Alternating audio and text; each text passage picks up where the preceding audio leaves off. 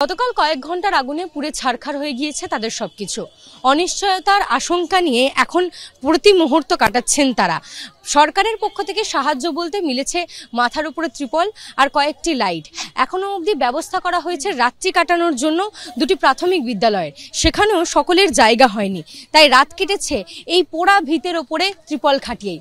এখন প্রত্যেকটা মুহূর্ত তারা ভাবছেন কিভাবে কাটবে তাদের সময় এবং তার সঙ্গে ভবিষ্যৎ কোন দিকে যাবে।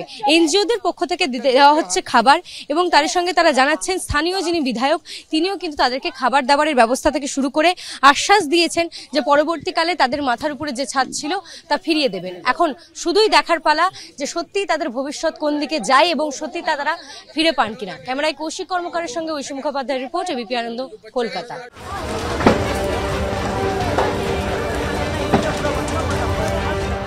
দাউ দাউ করে চলছে ঘর, জ্বলছে সর্বস্ব। বাইরে তখন বুক ফাটা হাহাকার। শীতের শহরে ভয়ঙ্কর অগ্নিকাণ্ড। আগুন যে ভিতরে ভিতরে পকেট ফায়ার গুলো রয়েছে সেগুলো তারা নেভানোর চেষ্টা করছেন। দেখতে পাচ্ছ দমকল কর্মীরা কিন্তু এতক্ষণ প্রবেশ করতেই পারছিলেন না, যেভাবে আগুন ছড়িয়েছিল ভয়াবহ বিধ্বংসী আগুন। সেই আগুন এখন রেস্ট করা সম্ভব হয়েছে এবং ভিতরে যে আগুনগুলো রয়েছে সেগুলো নেভানোর জন্য তারা ভিতরে এসে কাজ করছেন। শুক্রবার ঘড়ির কাঁটায় তখন প্রায় 12টা। ইএম বাইপাস লাগোয়া সায়েন্স সিটির পেছনে মজদুর বস্তিতে বিধ্বংসী আগুন লাগে। অনেকটা জায়গা জুড়ে ছড়িয়ে পড়ে আগুন। লেলিহান শিখা যেন আকাশ ছুঁয়েছে। কালো ধোঁয়ায় ঢেকে যায় চারদিক। যেটা বিরাট জায়গা জুড়ে খালদার লাগোয়া এই যে মজদুর বস্তি তা কিন্তু কার্যত পুড়ে খাক হয়ে গিয়েছে। দোকান থেকে শুরু করে সেখানে যে সমস্ত যে ঝুপড়ি ঘর সব কার্যত পুড়ে গিয়েছে। কঙ্কাল সার কাঠামো এই মুহূর্তে পড়ে রয়েছে। ঘিঞ্জি এলাকা হওয়ায় মুহূর্তে আগুন ছড়িয়ে পড়ে। আগুনে পুড়ে ছাই হয়ে যায় 200-র ওপর বাড়ি। চোখের সামনে সর্বস্ব পুড়ে যেতে দেখেন অসহায় বাসিন্দারা। প্রত্যেকটি ঝুপড়ি কিন্তু পুড়ে ছাই হয়ে গেছে।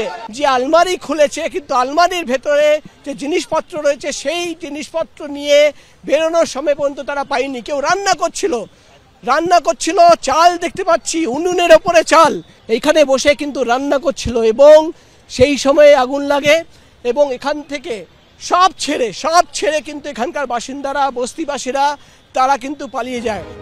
কেউ ভেতরে রয়ে গেল কিনা সেই আতঙ্কে দিশেহারা হয়ে পড়েন বাসিন্দারা। কেউ আটকে গেছে?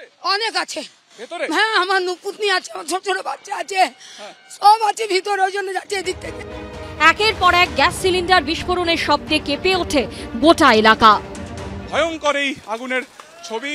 পাশে হাই টেনশন তার রয়েছে, কিছু না কিছু শব্দ আমরা কিন্তু ক্রমাগত শুনছি ভেতরে যা বিস্ফোরণ আকারে ফাটছে।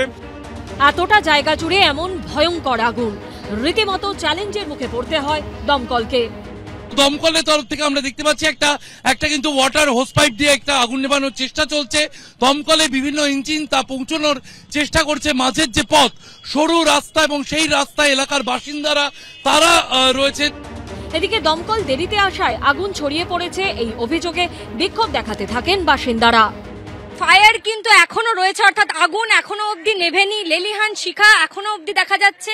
তবে তোমায় যেটা বলবো যে এলাকাবাসীদের অভিযোগ যে গাড়ি আসতে দেরি হয়, ফায়ার ব্রিগেডের গাড়ি পরে আসে বলে আগুন আরো ছড়িয়ে পড়ে। 2 दंकल आया, वो भी पाइप खराब, पतला पाइप लगा, पूरा खत्म हो गया। अभी सब दंकल आ रहा। গাড়ি এসছে, আরো গাড়ি, আপনি তো জানেন স্টেশন থেকে এইখানে যা ছিল, এর বাইরে যে গাড়িগুলো ছিল সেগুলো আসতে একটু রাস্তা তো জ্যাম থাকে। আগুনের ভয়াবহতা কাটতেই লেগে যায় 1 ঘন্টা। তারও বেশ কিছুক্ষণ পর আগুন নিয়ন্ত্রণে আসে। সুকান্ত মুখোপাধ্যায়, ঐশী মুখোপাধ্যায় ও প্রকাশ সিনহার রিপোর্ট, এবিপি আনন্দ।